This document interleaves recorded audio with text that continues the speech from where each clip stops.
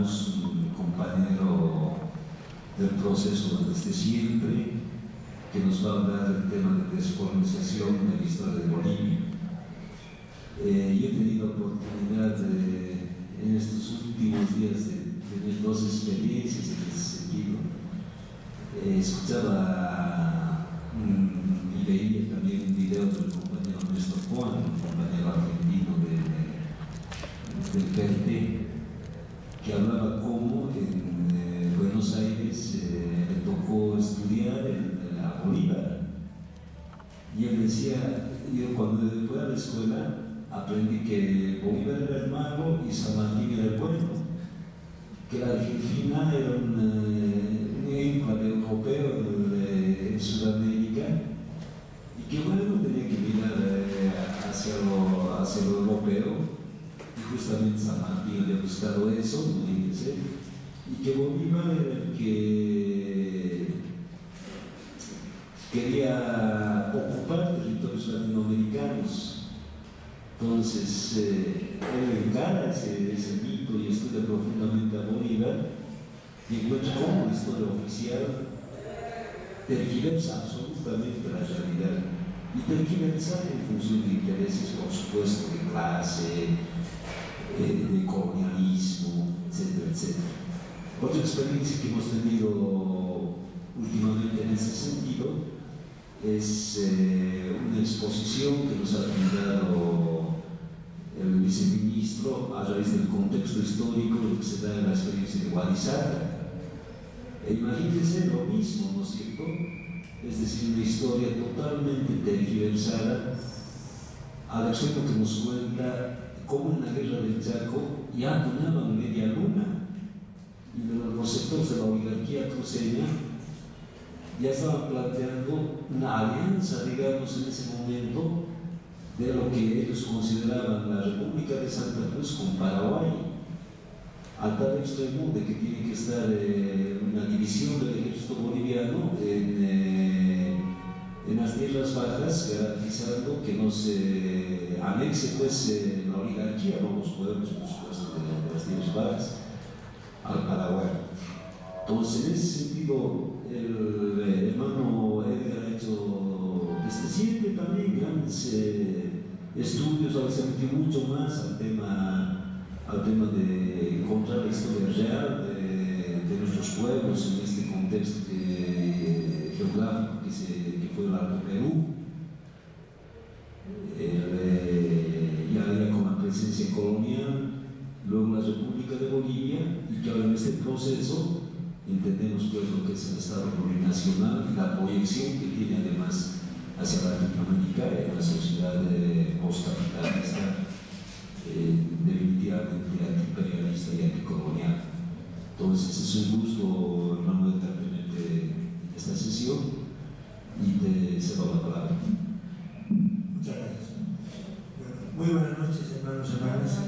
Yo quiero agradecer al viceministro Andrés Lozada por invitarnos a compartir nuestros trabajos.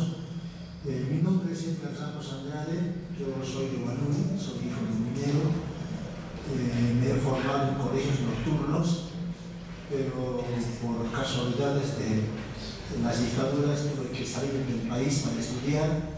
Estudié en Argentina, comunicación, y en este último tiempo me he dedicado mucho, pero mucho a la investigación. Este es mi último libro. El libro titula Neoliberalismo mediático. Es un estudio sobre la propiedad, el comportamiento político, el interés económico y el alcance de 12 grupos de medios de comunicación privados en Bolivia. Aquí hablamos de ATV, de Unitel, del Deber de Santa Cruz, de las familias que manejan los medios de comunicación privados en el periodo que va entre el año 2001 al 2006, que fue, digamos, el preludio para que llegue este proceso de cambio, ¿ya? Y que explica un poco por qué los medios privados se comportan como se comportan, ¿ya? Ahora estamos, bueno, ya hemos terminado nuestro libro, un nuevo libro que vamos a publicar seguramente para fin de año, Es un poco complicado publicar libros en Bolivia porque no siempre se tiene el apoyo económico, porque cuesta imprimir, también cuesta investigar, ¿no? Lleva bastante tiempo, hay que dedicarse. Nuestro nuevo libro se va a llamar Historia aún oculta de Bolivia. Historia aún oculta de Bolivia. Este libro lo hemos terminado a fines de julio, hace poco tiempo, pero hemos adelantado nuestro libro con una publicación un poco convencional que lo hemos llamado el calendario Ninguneados, ¿ya? Porque es más económico imprimir, más fácil de manejar, menos complicado que un libro y obviamente menos costoso que un libro para el lector final.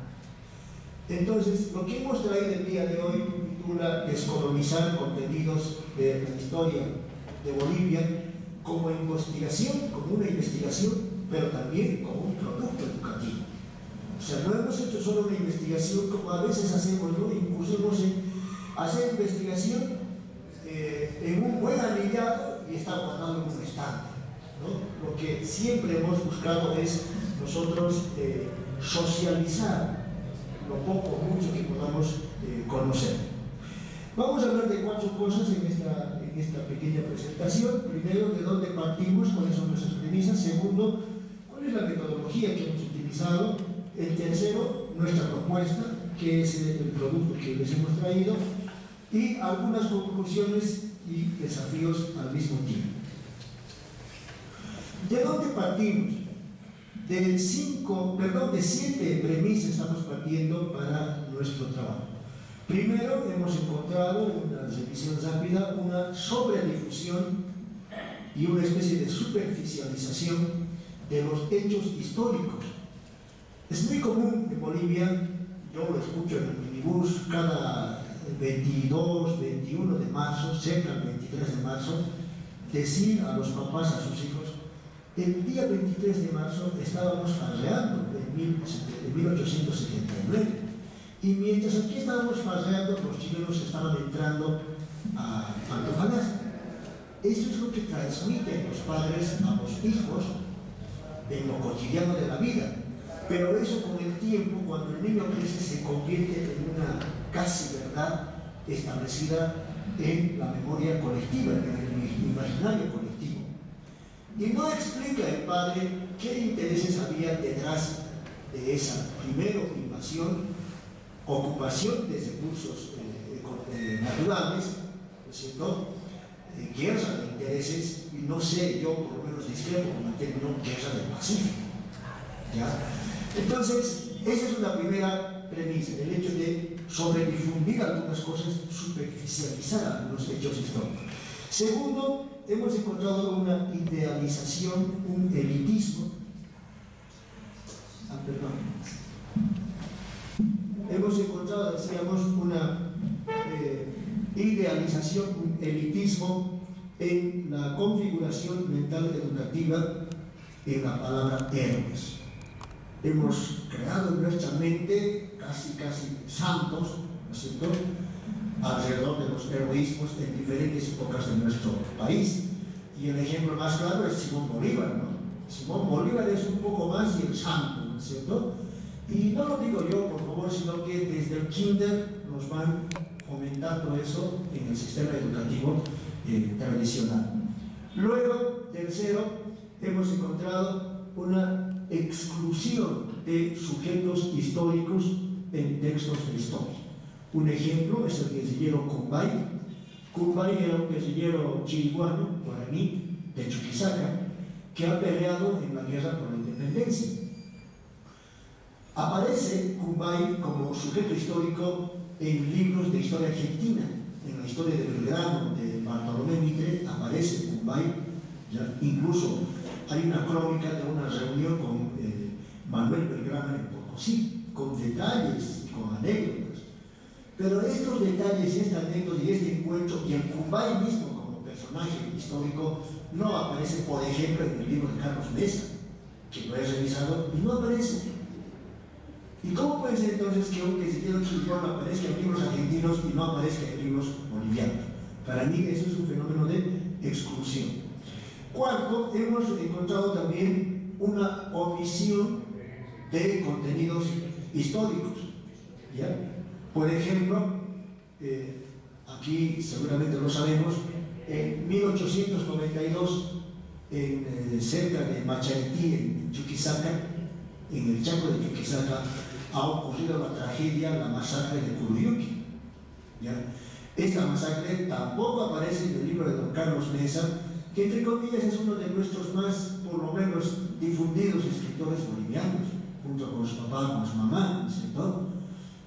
Cuando se quiere citar libros de historia se apela a Carlos Mesa, y que Carlos Mesa y su familia omitan la masacre de Curuyuqui, para mí es desconocer una parte importante de nuestra historia, en este caso la historia del Chaco, ¿no? Hemos encontrado también, haciendo una especie de línea de base de la historia de Bolivia para hacer nuestro texto, hemos encontrado un doble occidentalismo historiográfico, yo le llamo así, doble occidentalismo historiográfico. El primero es el occidentalismo geográfico regional. Hay historiadores de este lado, es decir, del Valle y del Altiplano, de Mesa, por ejemplo, por decir un ejemplo, y hay historiadores del otro lado, que son los de Santa Cruz, particularmente. En el Beni no hay mucho en Pambo, peor todavía, pero sí en Santa Cruz.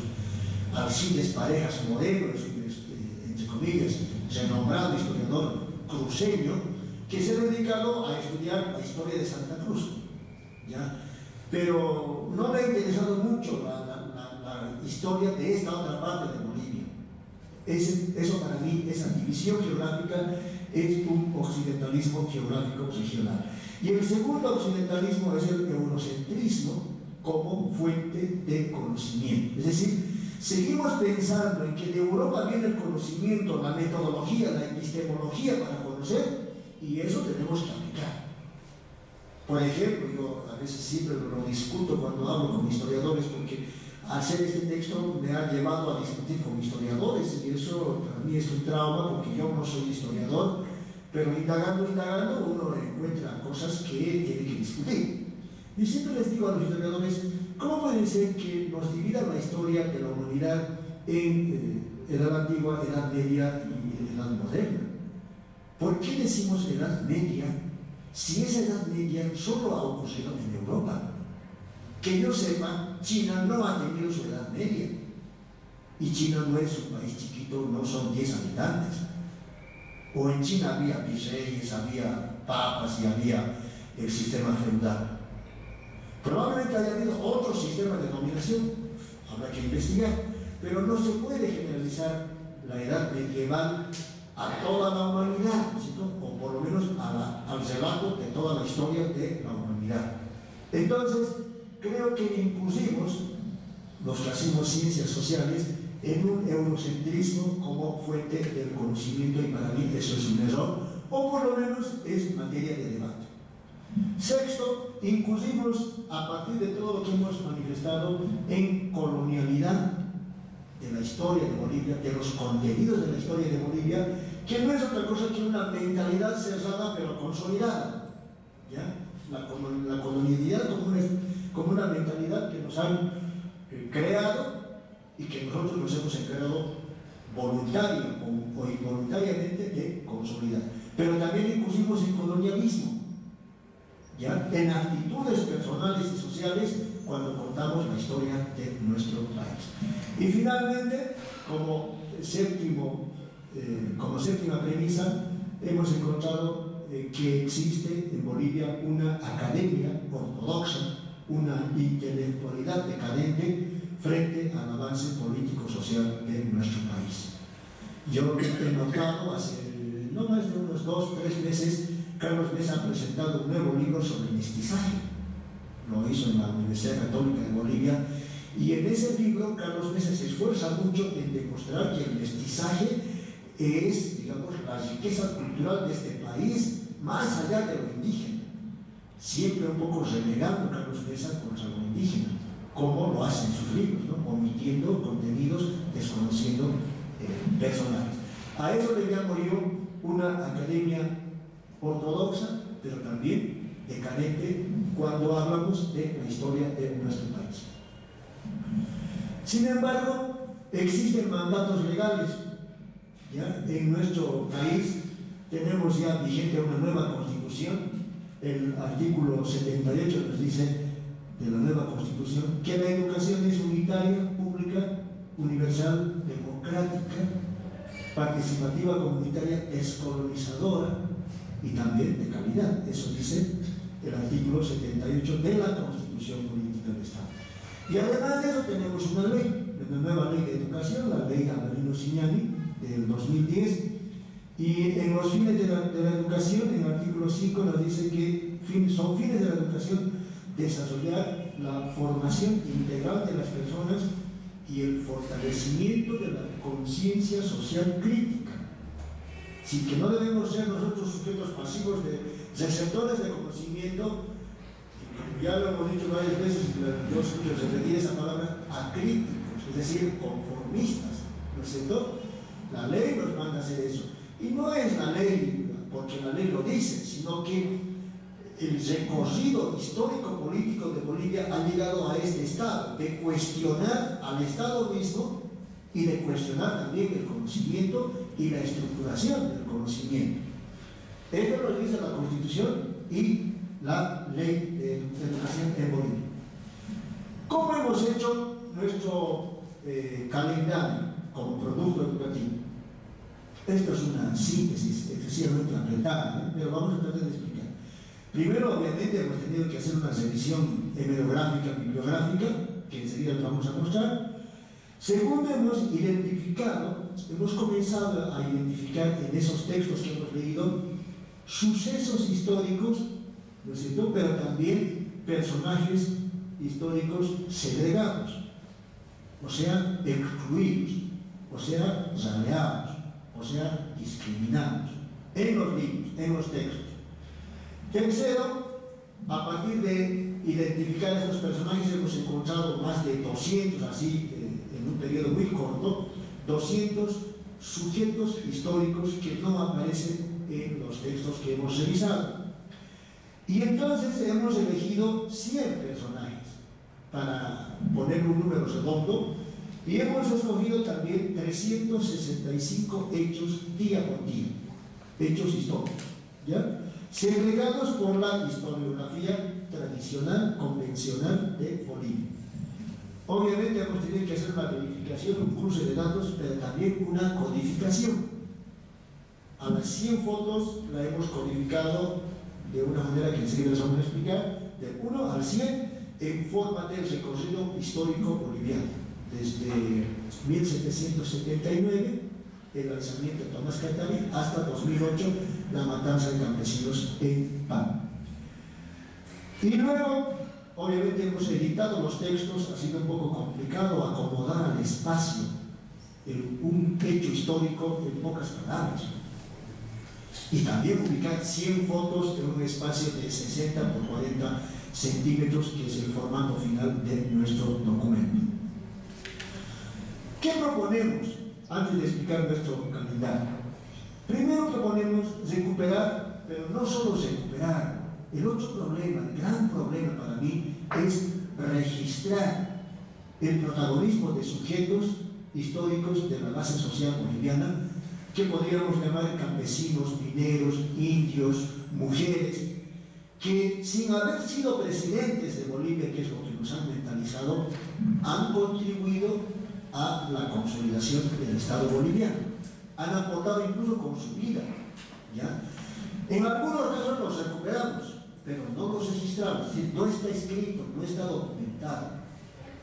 Anoche yo estaba en la zona de Villa 1 de Mayo del Alto y un señor me decía, ¿por qué no está tal persona? Y me habló, y les voy a dar el nombre, me habló de un señor que se llamó René Sánchez Chalco, que era dirigente fabril, que hasta el día de hoy está desaparecido. No aparece el señor, o sea, debe ser igual que el caso de Marcelo Quiroga, ¿no? Desaparecido, y la verdad es que yo primera vez que escuché su nombre ayer. Y le digo al señor, ¿cómo hacemos? ¿Dónde está algún dato? No, todo está en mi cabeza. Yo le cuento, también era mi compañero de trabajo. Y así como él, hay muchos personajes que están, en algunos casos sus parientes vivos, en otros casos sus compañeros de trabajo, pero nadie se ha encargado de recopilar todo eso y registrarlo y escribirlo y dejarlo, digamos, para la eternidad. No hay. Esa es la primera propuesta. La segunda es identificar, registrar los hechos que afectan a la base social boliviana. No puede ser que la historia de Bolivia siga siendo una lucha de élites por intereses económicos, sin que los de abajo sepamos qué está pasando, o qué ha pasado, o por qué ha pasado lo que ha pasado. No puede ser. Por ejemplo, no puede ser que no tengamos el detalle hasta ahora de por qué Aniceto Arce ha hecho lo que ha hecho durante la invasión chilena al territorio boliviano, que le ha negado acceso al Pacífico. Resulta ser que don Aniceto Arce, que tiene nombres de avenidas, tiene nombres de provincias, tiene nombres del sector, se ha inmortalizado, ¿no? Había sido uno de los fundadores del Banco Nacional de Bolivia, junto con sus socios chilenos, que era un potentado minero que ha financiado al ejército chileno durante la guerra de 1879. Pero no lo mencionamos así, ¿no es cierto? Nos recordamos a Aniceto Arce como el que ha traído el tren a Bolivia, un medio de transporte, que evidentemente todas las personas que han debido utilizar en algún momento. Sin embargo, ese tren no se ha traído tanto para la gente. ¿Para qué se ha traído el tren? Se ha traído para sacar mineral de las minas al mar, ¿no es cierto? Es decir, con un interés específico concreto. Entonces, por eso yo creo que tenemos que identificar los hechos que afectan a lo que puede llamarse la base social boliviana, la gente de extracción humilde que ha protagonizado también hechos históricos en nuestro país. Y por ello, la tercera propuesta es reescribir la historia de nuestro país, es decir, volver a escribir la historia, ¿no es cierto?, desentrañando los hechos, mostrando intereses, afectaciones a nuestra gente en todo el país. Cuarto, creo que tenemos que saber también escribir. No es cuestión de hacer también textos enredados, o como algunos intelectuales tenemos la mala manía de hacer borradores y borradores y borradores y borradores, y no hay cuando publiquemos nuestro libro.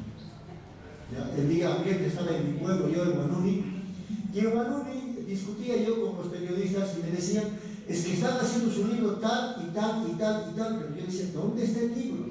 No, ya lo ha terminado. No, tiene que publicar, pero no hay plata. Bueno, tiene que ser un esfuerzo, tenemos que dejarlo para la gente. No podemos seguir con anillados de borrador y guardados. Yo sé que es difícil, lo digo yo que ya paso por mis 12 libros, pero no es imposible. Y por eso yo creo que tenemos que tener la capacidad de hacer textos de fácil lectura, textos didácticos, pero también textos con información precisa. Y finalmente tenemos que, como propuesta, descolonizar. Sí tenemos que descolonizar los contenidos de la historia de nuestro país. Este es nuestro calendario. Ahora sí les puedo explicar así muy rapidito. Esto tiene dos componentes básicos codificados en la foto 1, haciendo un recorrido por la izquierda hasta llegar a la foto 100. Comenzamos en 1789, terminamos en el año 2008. Entonces estamos haciendo un recorrido de casi 230 años de historia de Bolivia en foto. En cada foto nosotros ponemos 4 datos: el nombre completo, y en el caso de las mujeres solo nombre de soltera. Ponemos el departamento de origen en abreviatura, de qué departamento o de qué país, porque también hay hermanos sujetos históricos no bolivianos, pero que aquí han vivido y han dado su vida por este país. Entonces, el nombre completo, el departamento o país de origen, el año de nacimiento y de fallecimiento, ¿ya?, el dato biográfico esencial, y un eslogan de 2 o 3 palabras como contribución histórica. Eso está en cada foto, ¿ya? Por decir un ejemplo, aquí en la esquina para ustedes inferior izquierda está el compañero Benjamín Inda Cordeiro, que tenía 2 sobrenombres. Como cantor era Benjo Cruz, como guerrillero era Casiano, nacido en Potosí, 1942, muerto en 1970, y el eslogan dice: voy a cantar una copla, por si acaso muero yo. Es una copla que él no canta, que lo escuchamos de vez en cuando, pero tal vez no con la suficiente cantidad de veces para memorizarlo, ¿no? Y así como ven, Cruz, que está aquí, que es la foto número 33, ¿ya? Bueno, aquí tenemos, ¿qué cosa? Guerrilleros, tenemos mineros, tenemos helenos, los compañeros del Ejército de Liberación Nacional, tenemos indios, tenemos indias, tenemos intelectuales, tenemos militares. Está aquí, en estas 100 fotografías, la diversidad histórica de nuestro país. Obviamente que no son todos los que están, porque falta, y realmente faltan muchos, pero había que dar un primer paso. Ese es el primer componente. El segundo componente es la descripción de contenidos históricos mediante relatos breves, día por día, en diferentes años, entre enero y diciembre, a manera de calendario gregoriano. Vamos a poner un ejemplo. A ver, el día de hoy es 14 de agosto 1990, dice la fecha. Trinidad parte la primera marcha indígena por territorio y dignidad, iniciativa homogénea. Este tipo de relatos así de breves están en este calendario día por día entre el 1 de enero y el 31 de diciembre. Ahora sí. Entonces, ¿cuáles son, en pocas palabras, los dos contenidos? 100 sujetos históricos no convencionales en un recorrido de 229 años de historia de Bolivia entre 1779 y 2008. Las fotos y los datos, los 4 datos biográficos esenciales. Y también 365 sucesos históricos que les llamamos no convencionales, a manera de relatos históricos por día, por mes, en forma de calendario gregoriano. Esos son los dos contenidos de nuestro documento. Algunos sujetos históricos, solo algunos, ¿ya? Porque tenemos sujetos segregados en razón de raza, 25, en razón de extracción social, 8, en razón, o sea, segregados, personajes históricos segregados en razón de aporte académico, 14, segregados en razón de aporte cultural, 20, y en razón de aporte político, 33, que suman los 100 personajes que están en nuestro documento. Algunos nombres, por ejemplo, el 53, la foto 53 de la señora Aurora Villarruel, que es una mujer minera que todavía vive, que fue la que comenzó el 28 de diciembre de 1977 la huelga de mujeres mineras contra la dictadura de Hugo Banzer. Cuando comenzó aquella huelga, eran días de Navidad.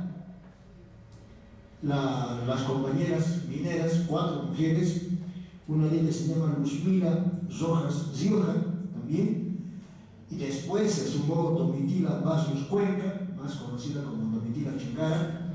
Las mujeres plantearon hacer una huelga contra la dictadura por 2 cosas: elecciones, pero antes que elecciones, amnistía general y restricta, que Banzer no quería dar. Pero cuando propusieron la huelga en una reunión con universitarios, los dirigentes de la Confederación Universitaria Boliviana y de la FUN de La Paz dijeron: no podemos hacer una huelga en Navidad, en Año Nuevo. La gente está celebrando y no podemos hacer huelga. Las mujeres mineras, junto con sus hijos, igualmente comenzaron la huelga el 28 de diciembre de 1977, que casi 3 semanas después, ustedes lo deben saber, eran cientos de huelguistas en toda Bolivia, y Banzer tuvo que dar amnistía irrestricta y convocar a elecciones para julio del año 78.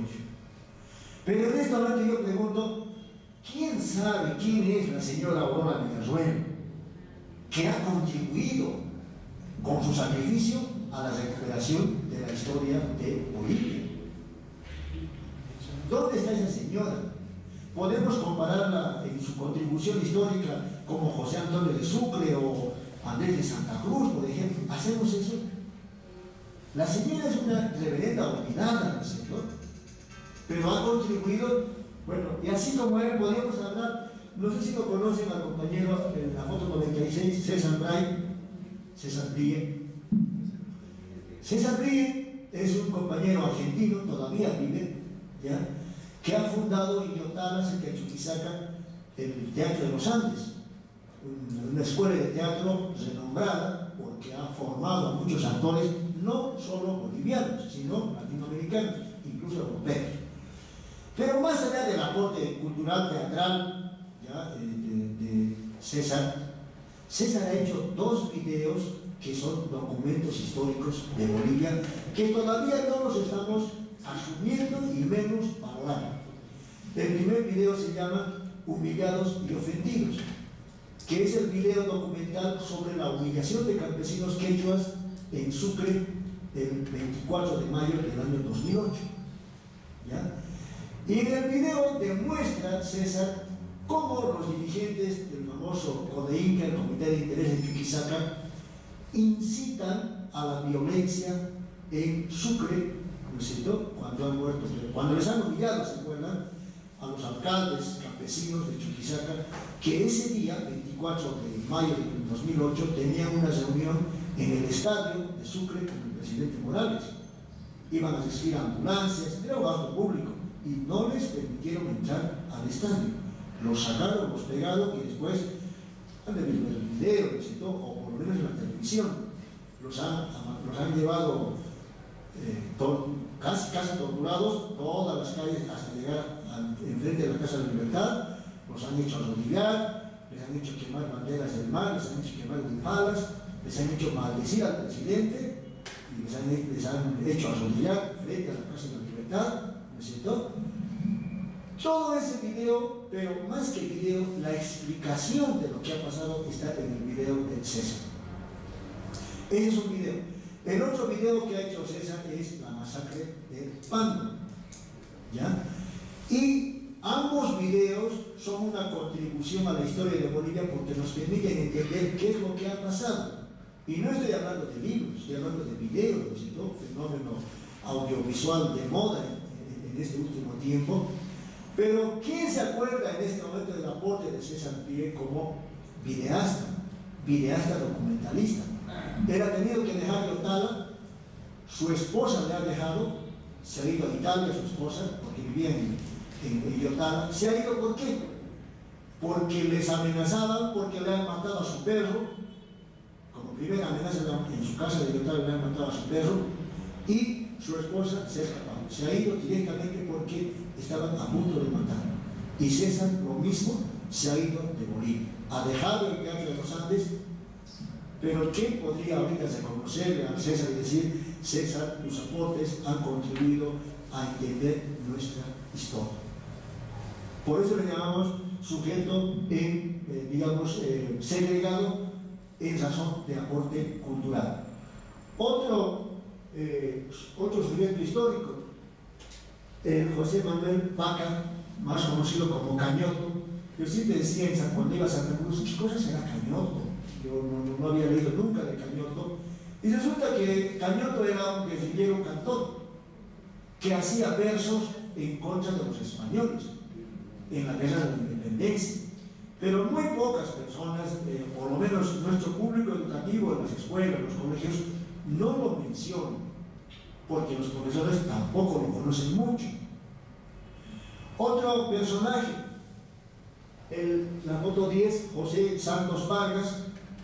José Santos Vargas ha hecho en Bolivia uno de los primeros diarios de guerra, en la guerra por la independencia. Su texto manuscrito se llama Diario de un comandante de la independencia americana, y ese manuscrito, más de un siglo y medio en realidad, ha estado oculto, guardado, y lo ha encontrado en el año 1980, o sea, en el siglo XX, 150 años después, lo ha encontrado Gunnar Mendoza, nuestro erudito historiador, y lo ha publicado ni siquiera en Bolivia. El libro lo ha publicado en 1982 en México. ¿Ya? Y recién ahora, en esta época, están apareciendo nuevos libros. Una francesa ha venido, ha publicado el libro, hay otra nueva publicación más, pero podríamos decir que en la escuela nos enseñan que José Santos Vargas es un guerrillero escritor. ¿Nos dicen eso los libros de historia de Bolivia? Y el libro, y la verdad es que yo accedí a una copia del libro, el libro es dramático, porque el libro día por día relata cómo se mataban entre españoles y entre indios, cómo le cortaban la cabeza, le llevaban en un palo, le ponían en la plaza, cómo fusilaban de uno y de otro lado en plena guerra por la independencia, ¿ya? Con detalle. En eso ha sido muy detallista José Santos Vargas, que ha escrito ese libro que recién en el siglo XX, a fines del siglo XX se ha publicado y ahora están saliendo nuevos textos. Y así podríamos repasar uno por uno de cada uno de los 100 personajes. Detrás de cada uno de esos 100 hay una historia de vida, una historia de contribución a la consolidación de lo que hoy es Bolivia. En cuanto a los sucesos históricos no convencionales, aquí hemos puesto algunas fechas y vamos a ver, por ejemplo, 31 de agosto. El 31 de agosto dice 1979. 31 de agosto de 1979, segundo día de lectura del pliego acusatorio del diputado Marcelo Quiroga contra el dictador Hugo Banzer. En esta fecha, el 31 de agosto de 1979, Marcelo Quiroga en el Parlamento estaba leyendo por segundo día el pliego acusatorio en lo que se llamó el juicio contra la dictadura de Banzer, que no terminó, como ustedes deben conocer, ¿no es cierto? Ese juicio no terminó, comenzó pero no terminó. ¿Por qué? Porque Marcelo fue asesinado por incitación de Banzer a Luis García Meza. Eso también recién se está conociendo. No ha sido solo un golpe narcomilitar que se conoce, admitido además por los propios sujetos que han hecho ese golpe, sino que además ese golpe ha tenido una incitación directa de Hugo Banzer Suárez para evitar el juicio de responsabilidad. En este segundo día, en este 31 de agosto del 79, Marcelo Quiroga ha comenzado a mostrar documentos. Por ejemplo, un documento que mostró es la dotación de 50.000 hectáreas de tierra en la serranía de Caparuch, que se llama en San Ignacio de Velasco de Santa Cruz. ¿Y para qué? Para un grupo de 5 militares. Óscar Adriazo, que fue comandante militar junto con, en la época de Banzer, era uno de los beneficiarios, ¿ya? Y uno dice, bueno, es una dotación más. ¿Cuántas dotaciones serán pues, por día, por semana? El INSA debe dar mucho. Pero ¿por qué es llamativa y por qué no menciona Marcelo Quiroga? En su libro, que se llama Juicio a la Dictadura, Marcelo Quiroga dice, aquí se ha dotado 50.000 hectáreas y esto se ha hecho gratuitamente. Se ha dicho que se va a invertir, no se ha invertido y finalmente lo han vendido. ¿Ya? Esos militares dicen lo han vendido esos 50.000 hectáreas. Pero si ustedes recuerdan, en 1986, o sea, después de del 79, unos 7 años después, en esta serranía de Caparuch se ha encontrado la mayor fábrica de cocaína, la famosa fábrica de Huanchaca, donde ha muerto un científico boliviano que se llamaba Noel Kemp Mercado, ¿no es cierto?, que lo han acribillado después de que su avión aterrizó en esta serranía, porque ahí había gente armada protegiendo una gran fábrica de cocaína. Y si ustedes se acuerdan y buscan en el Google el escándalo Huanchaca, resulta que lo conocía la DEA, lo conocía la CIA, pero los ministros aquí, el gobierno del MNS, se hacían a los desentendidos. Entonces, ¿habrá relación en esa dotación de 50.000 hectáreas en esa serranía con el caso Huanchaca? No lo sé, habrá que investigar, ¿no es cierto? Pero Marcelo ya daba datos en un juicio de responsabilidad. Podríamos repasar uno por uno los hechos históricos. Aquí son 365 hechos y obviamente no terminaríamos noche. Avancemos. Algunos de los textos que hemos consultado para elaborar nuestro documento. Hemos encontrado 8 calendarios históricos. ¿Ya? Vamos a hacer más o menos aquí. El calendario usual quechua del IPTK de Sucre, el calendario histórico de la Central Obrera Boliviana, que se ha distribuido en el Congreso de Tarija el año pasado, el calendario del Consejo Educativo Aymara del 2012, el calendario Aymara del Sabio San Gabriel, el calendario histórico guaraní del Consejo de Capitanes Guaraníes de Chuquisaca del 2005. Este es un documento muy rico porque tiene fotos, relatos diarios. Hemos encontrado un texto que se llama Fechas Históricas Indígenas de Roberto Santos, el Marahuaca, un calendario histórico del exdiputado Germán Choquehuanca, y obviamente no podíamos dejar de mencionar al Diario de Bolivia, del Che Guevara, y todavía aquí le falta el diario del comandante José Santos Vargas, ¿no? Que es todo un libro grandote.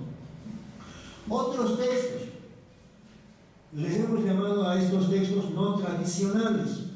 El primero, lo que les decía, el diario de un comandante de la independencia americana, José Santos Vargas.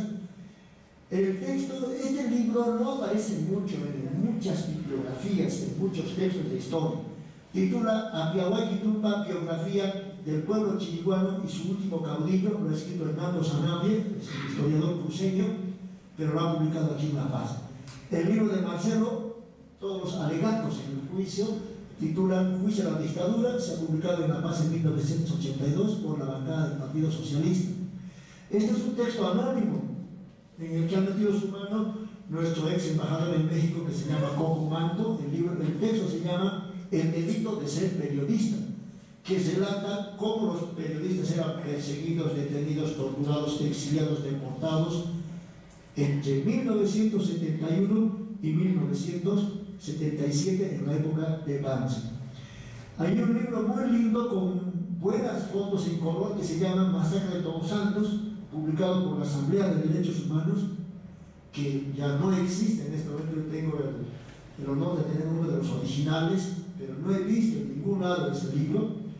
Otro libro que explica también cómo la CIA en Bolivia no está recientemente, titula Barbie Arma de la Gestapo a la CIA, que lo ha compilado Carlos Soria Galvazo, lo ha publicado en 1986. Este otro libro, Nuevo Orden Mundial, Saqueo de Bolivia, de Cochabamba, del Colectivo Sur, nos explica qué intereses económicos internacionales existen detrás de la capitalización, detrás de la privatización, detrás de diferentes gobiernos elitistas en la historia de nuestro país. Otro libro que también explica bastante qué pasó en la época de Barrientos, titula 1967 San Juan a Sangre y Fuego, de Carlos Soria, José Pimentel y Eduardo García. Otros textos, bueno, yo voy acumulando textos míos, sin darme cuenta ya estoy por mi 12º texto, y entre ellos está este libro que les mostraba al principio, el neoliberalismo mediático, que es un estudio del comportamiento de los intereses económicos alrededor de los medios de comunicación. Hemos escrito un libro que se llama Tawamano, que es el relato de la matanza de campesinos en Pando. Hemos hecho un resumen de nuestra constitución, hemos hecho un texto sobre cuestión indígena en Bolivia, hemos sacado un periódico de una edición única, una sola vez salió el periódico 2004, con aquellos famosos contratos petroleros de la ley de Sánchez de Lozada. ¿Se acuerdan que Sánchez de Lozada sacó una ley de hidrocarburos con condiciones realmente leoninas y con anexos muy llamativos? Pues uno de esos contratos y sus anexos los hemos publicado en este periódico. Yo no he visto, la verdad, publicar los contratos en texto completo, ¿no? Ese periódico tenía 4 páginas, pero en esas 4 páginas entró todo un contrato y todos sus anexos. Hemos hecho también el libro Armonía y Rebelión Social, que es la reconstrucción histórica de lo que pasó en Bolivia en octubre de 2003, hace 10 años, y que ahora, con motivo de los 10 años, vamos a sacar una nueva edición. Si tenemos algo de apoyo, estamos esperando, pero yo creo que va a estar. También hemos escrito el libro Pozoconi, que es un libro que resume la contribución del estadio de mi pueblo, de Huanuni, a la economía de Bolivia entre 1952 a 1992. 40 años. ¿Cuánto ha producido Huanuni? ¿Qué ha recibido Huanuni como la mina más grande de estadio de nuestro país? Y finalmente este libro que está remarcado, este es nuestro nuevo libro que ya está terminado, pero nos falta plata para publicarlo.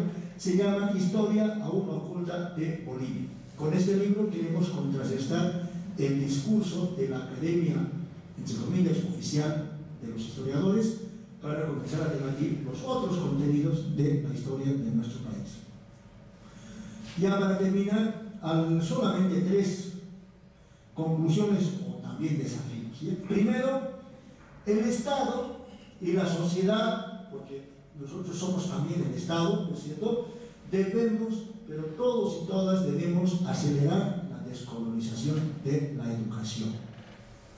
Ahí está una de las fuentes de nuestros mayores males, que no es una cuestión coyuntural, no es una cuestión de un ministro, de una ministra, de un gobierno, es una cuestión de vida. Porque si descolonizamos la educación y en contenidos educativos particularmente desde primaria, desde el nivel inicial, ¿no es cierto?, vamos a modificar nuestra mentalidad. Pero si no lo hacemos, como que estamos atrasados, ¿no es cierto?, en este momento, el Ministerio de Educación está débil en este momento, yo creo que bastante débil. De hecho, le hemos pedido, por nota, obviamente, al ministro sacar juntos este documento, no nos ha respondido. Le hemos pedido a su director de normales socializar esto en las normales, donde se forman nuestros nuevos profesores, ¿no? Las nuevas profesoras nos han dicho no, también nos han rechazado, y más bien nos han dicho ¿por qué no nos pasa todo el contenido y nos vamos a publicar por nuestra cuenta? Y cuando le hemos preguntado si van a hacer algún reconocimiento económico, porque al final esto es trabajo, ¿no es cierto?, esto no se hace en un día, en un mes, nos han dicho que tampoco le está permitido pagar por este tipo de trabajo. Entonces, la conclusión es que no podemos, realmente no puedo contar con el Ministerio de Educación para socializar este documento que ya está hecho. No es un proyecto, ¿no es cierto?, no es una idea, sino es un producto concreto. Luego, creo que también, como segundo desafío, debemos socializar los contenidos acerca de 2 cuestiones. Uno, los sucesos, los sujetos, y otro, los sucesos históricos no convencionales. Es decir, las personas que no aparecen como protagonistas de la historia y que estamos demostrando que sí son protagonistas, pero también los hechos históricos que no aparecen como parte del relato de la historia de nuestro país. ¿Por qué? Porque eso nos manda a hacer la ley 070, ¿no es cierto?, la nueva ley de educación en Bolivia. No solo es que yo lo quiero hacer o el compañero Humberto lo quisiera hacer, todos podemos escribir, esto es libre. Hay un mandato no solo legal, hay un mandato político, ¿no es cierto? El país está cambiando y no tiene que cambiar solo en lo político, sino también tiene que cambiar en la matriz de su conocimiento, ¿no es cierto?, y desde niños hasta adultos. Y finalmente, un desafío grande, particularmente para este grupo de escuela de formación política, es generar una nueva intelectualidad, generar una nueva academia no ortodoxa.